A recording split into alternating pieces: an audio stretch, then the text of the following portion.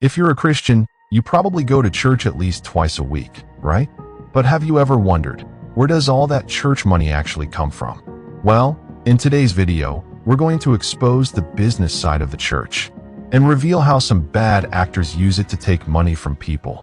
You see, churches have expenses, staff salaries, electricity bills, programs like Easter, Christmas, community kitchens, running homeless shelters, and many other small needs all require money.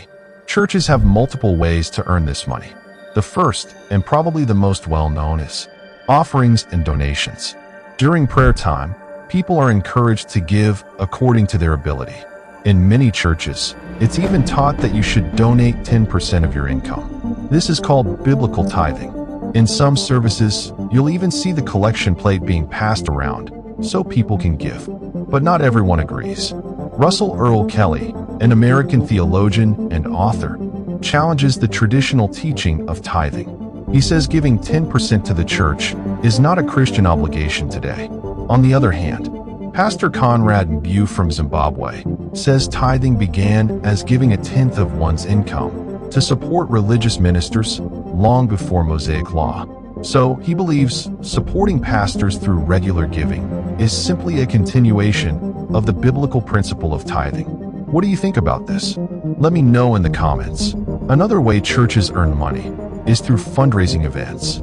These can be charity dinners, music concerts, auctions, or even sports events. The idea is simple: gather the community and encourage them to give for a cause. Some churches, like Hillsong and Elevation Church, also sell books, music albums, and merchandise. This includes Bibles, Christian literature, worship music, t-shirts, mugs, and more. While some see this as outreach, others say it's just another way to generate revenue. Then there are Christian schools and universities.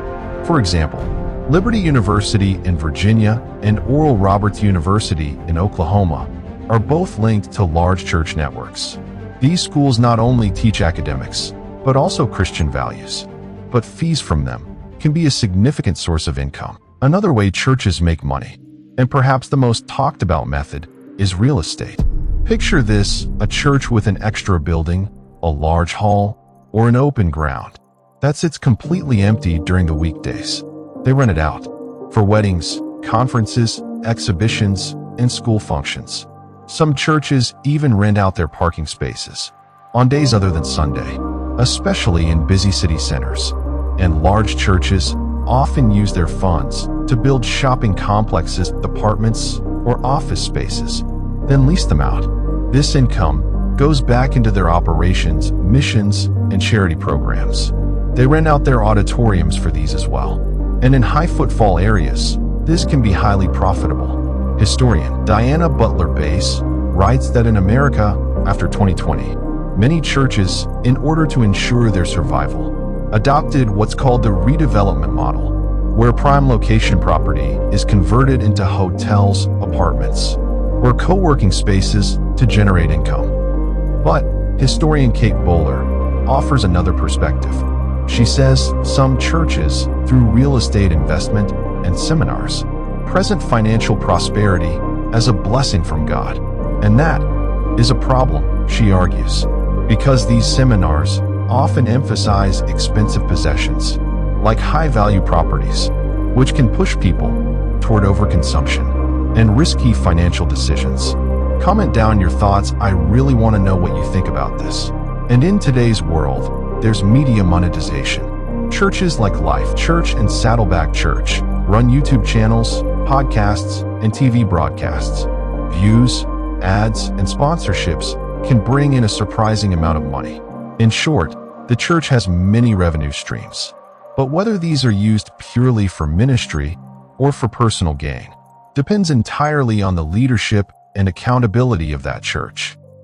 Now that we've understood the business side of churches, let's look at a few real cases where church-earned money was misused. First, St. Bede the Venerable Church in Chicago.